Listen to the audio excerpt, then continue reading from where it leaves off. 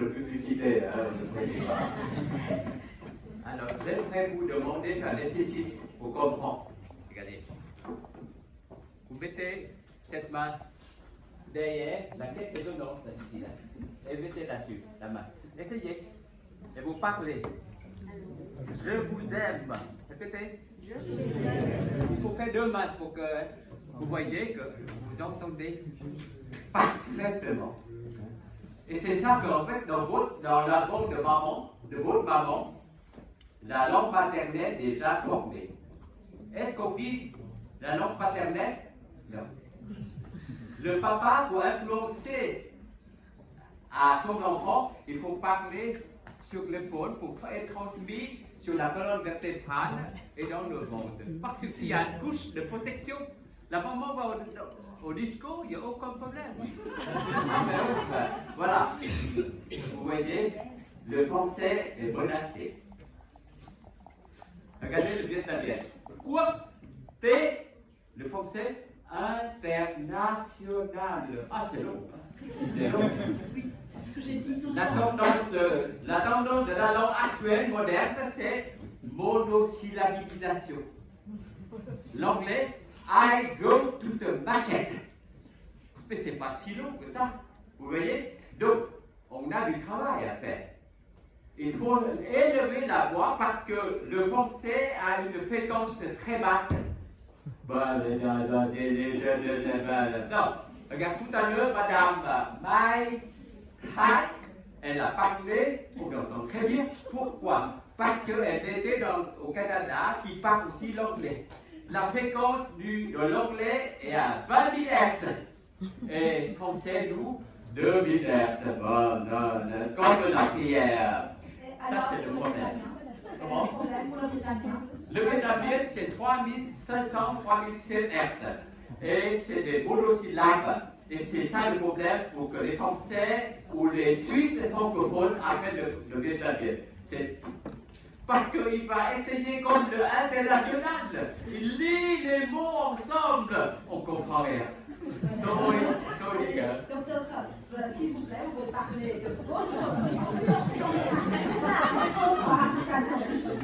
Voilà. En fait, notre application qui va enseigner, par exemple, aux Français pour apprendre le vietnamien, il faut respecter la fréquence et l'harmonie.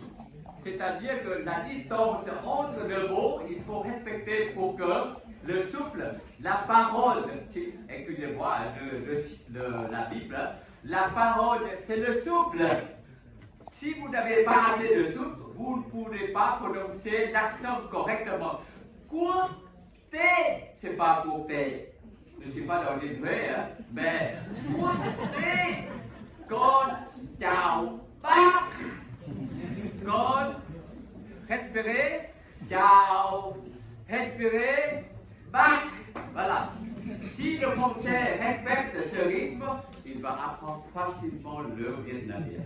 Voilà. Pour francophone, s'il vous plaît, vous allez essayer notre Wikimédia, c'est-à-dire à l'inverse de Wiki. Ça, c'est des connaissances de base. Hein, et il y a 6 domaines pour apprendre, c'est la culture, comme on parle de la culture, comment transmettre la culture aux autres. On regarde un bon feu, une bonne danse, hein, joli, mais le message de parole, si ce n'est pas transmis, c'est problématique. Et la plupart, jusqu'à maintenant, les écoles nous enseignent les langues par la lecture, par les yeux. Mais c'est faux, parce que la langue, c'est les sons, c'est l'oreille. Donc, il faut corriger l'oreille, ouvrir l'oreille pour que vous percevoir la bonne résonance. Et quand vous avez une vraie résonance, c'est tout bon. Allez.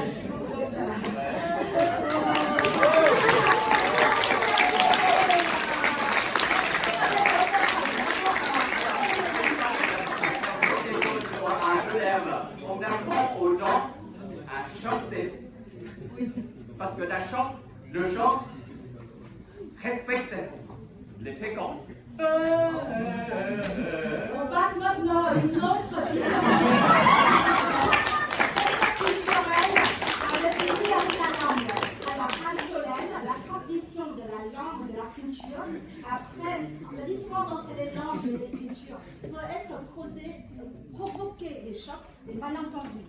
Voilà. Et donc là, ici, on a un professeur danh hài đội yêu Hàn Việt, giáo sư ngôn ngữ của trường đại học Franck-Comté và làm dịch giả. Vậy thì xin mời giáo sư có thể chia sẻ